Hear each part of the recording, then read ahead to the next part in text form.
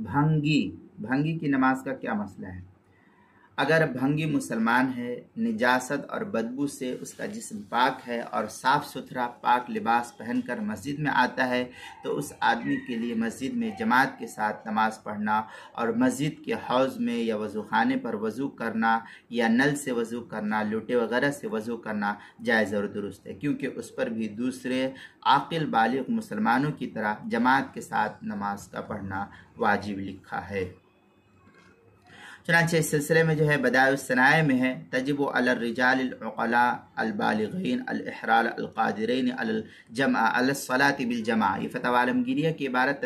बदाए से नकल की गई है, जिल्द नंबर 1 सफ़ा नंबर 82, अल बाबुल ख़ामिस फ़िल इमामा अल फ़स्लुल अव्वल फ़िल जमा, जो HM सईद कराची का छपा हुआ नुस्खा है। फतावा दारुल उलूम देवबंद, तीसरी जिल्द सफ़ा 45, अल बाबुल ख़ामिस फ़िल इमामा फ़स्ल अव्वल, जमात और उसकी अहमियत, जो दारुल इरशाद कराची का छपा हुआ नुस्खा, उसके अंदर तनवीरुल अब्सार मद्दुरुल मुख्तार